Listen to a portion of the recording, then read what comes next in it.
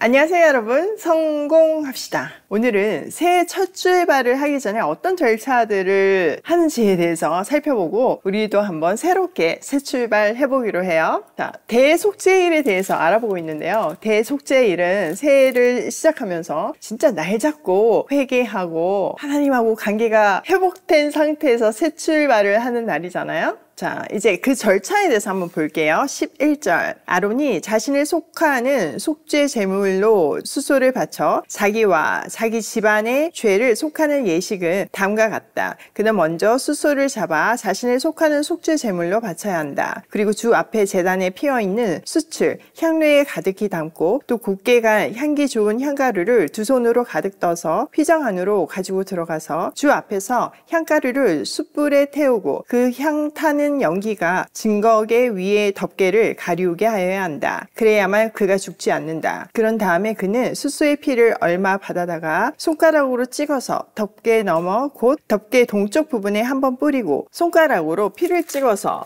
덮개 앞에 7번 뿌려야 한다. 자, 대제사장이 속죄 제사를 드리기 전에 먼저 자신과 자기 집안의 죄를 속하는 속죄 제물을 바쳐야 했어요. 참 의미심장하죠. 그러니까 자기가 먼저 깨끗해져야지만, 자기 집이 먼저 깨끗해져야지만 정말 주신 사명을 감당할 수 있다는 것을 보여주고 있는 거죠. 자, 그런 다음에 제단에 있는 숯을 향료에 가득 담고 향기 좋은 향가루를 두 손으로 가득 떠서 휘장 안, 지성소 안으로 들어가요. 자, 향을 피우는 이유는 향을 피우는 연기가 나잖아요. 그러니까 지성소 안에는 뭐가 있나요? 굉장히 중요한 시온자가 있잖아요. 그러니까 그 연기로 하나님의 임재를 상징하는 속죄소를 가려서 대제사장이 하나님을 보지 못하게 하기 위함이었어요. 왜냐면 하나님을 보면 죽게 되니까요. 그런 다음에 수소의 피를 손가락으로 찍어가지고 7번 뿌렸어요. 이렇게 대제사장은 자기 직무를 수행하기 전에 자기와 자기의 가족부터 정결하게 했다는 것을 볼 수 있죠. 이제 이거는 이스라엘뿐만 아니라요. 이 동양권에도 그런 내용들이 있어요. 유교 경전이 사서 중에 대학에 보면요. 수신 제가 치국 평천하라는 말이 있죠. 초등학교 때 듣고 너무 오래전에 들은 얘기지만 정말 나와 내 가정을 다스린 후에 나를 다스릴 수 있고 나라와 온 세상을 다스릴 수 있는 거죠. 같은 맥락의 이야기예요.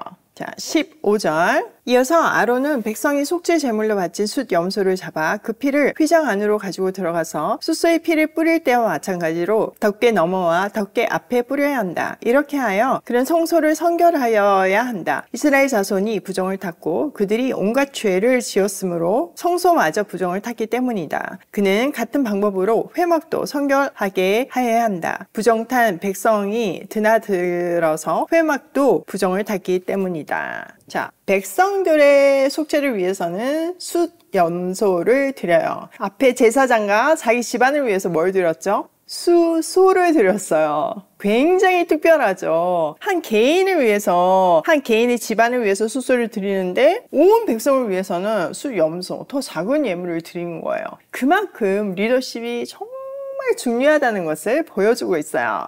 이 백성들을 위한 속죄 제물인 숫 염소의 피도 속죄소 앞에서 7번 뿌려요.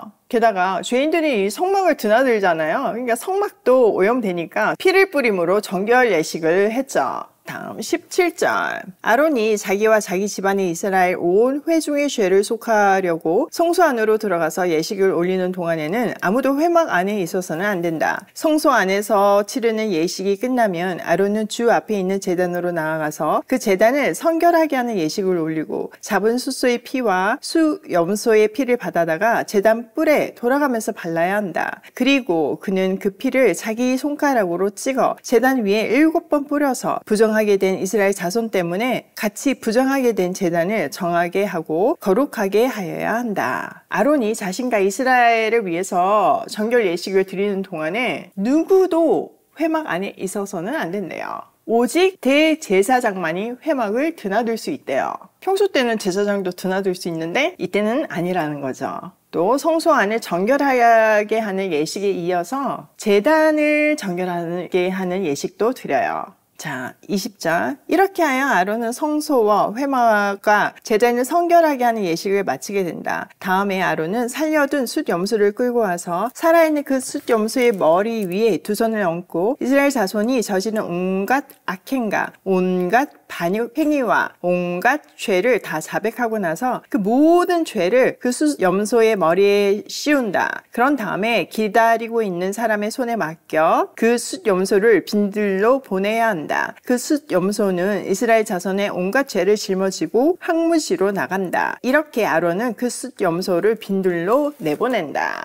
자, 한 마리는 잡았어요. 다른 한 마리는 이제 그 염소의 머리 위에다가 모든 이스라엘 죄를 자백하고 이제 안수하죠. 그러니까 죄를 전가시킨 거예요. 그런 다음에 이미 정해진 사람에게 그 숫 염소를 맡겨서 빈들로 광야로 내보내죠. 이 염소를 아사셀 염소라고 부르잖아요. 이 아사셀 염소는 모든 이스라엘이 보는 앞에서 이제 광야로 나가요. 뭘 지고? 그들의 모든 죄를 지고요. 유대인들의 미시나에 의하면요, 이 염소가 다시 살아 돌아오지 못하도록 절벽에 떨어뜨렸다고 기록하고 있어요. 그래서 많은 학자들이 그 떨어뜨린 절벽의 이름이 아사셀이다 이렇게 해석하기도 하죠. 자, 이렇게 두 염소가 모든 백성의 죄를 속죄했어요. 이 두 염소의 역할들을 보면 한 마리는 대속의 죽음을 당하잖아요. 그 대속의 죽음을 통해 제사함을 받는다는 속죄의 방법을 보여주고 있어요. 두 번째 염소는 모든 이스라엘의 죄가 전가된 상태에서 광야로 보내졌잖아요. 그러니까 백성들은 자기들의 죄가 자기들의 시야에서 멀어지는 모습을 확인했어요. 그 모습을 통해서 하나님이 정말 우리를 용서하셨구나,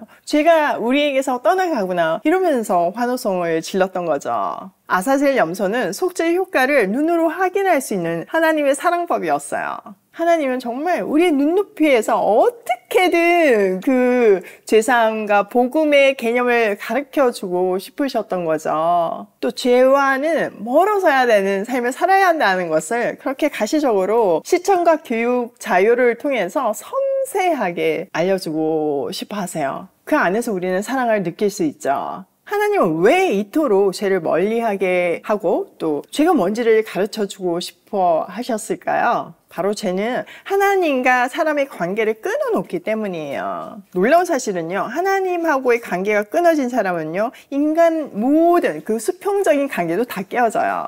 우리는 하나님의 모양과 형상대로 지음을 받았잖아요. 근데 죄가 들어왔다는 거는 망가졌다는 뜻이에요. 여러분, 망가진 기계를 한번 떠올려 보세요. 오작동을 하잖아요. 근데 오작동하는 기계는 닿는 것마다 하는 것마다 다 망가뜨려요. 그러니까 우리가 하나님 안에서 살지 않으면 그런 인생을 망가진 인생을 다 망가뜨리는 인생을 살게 된다니까요. 자, 오늘 내용을 우리 삶에 한번 적용을 해보면요. 첫 번째, 먼저 우리의 죄를 인정하고 회개해야 한다. 지금 대제사장이 자기와 자기 집안부터 회개한 다음에 백성의 제사를 드리잖아요. 그러니까 자기부터 하나님 앞에서 바로 되는 것이 너무 중요해요. 우리는 내 거는 안 보이고 내 잘못은 거의 이딴만하게 보이고 남의 거는 이딴만하게 보이잖아요. 그거 자체가 잘못되었다는 것을, 그래서 우리부터 새로워져야 된다는 것을 알려주고 있어요. 두 번째, 다른 사람을 위해 기도하고 하나님께 나아올 수 있도록 돕자. 대제사장의 역할이 이스라엘의 죄를 해주는 그 통로 역할을 했잖아요. 우리도 마찬가지로 그 역할을 해야 되는 거예요. 하나님과 세상 사이에 브릿지가 되는 것이 우리 하나님의 자녀들의 사명인 거죠. 세 번째, 용서의 확신을 가지고 살자. 요한일서 1장 9절에 보면요, 우리가 우리의 죄를 자백하면 하나님은 신실하시고 의로우신 분이어서 우리 죄를 용서하시고 모든 불의에서 우리를 깨끗하게 해주신다고 약속하셨어요. 오늘 이 아사셀 염소를 통해서 죄가 우리한테서 떠나갔고, 그 말은 하나님이 우리를 용서해 주셨다는 것을 컨펌해 주시잖아요. 그러니까 감사함으로 용서받은 사람답게, 하나님의 자녀답게 살아야 하는 거예요. 오늘도 하나님과 세상을 잇는 다리 역할을 하며 용서받은 하나님의 자녀의 발걸음으로 고고싱해요.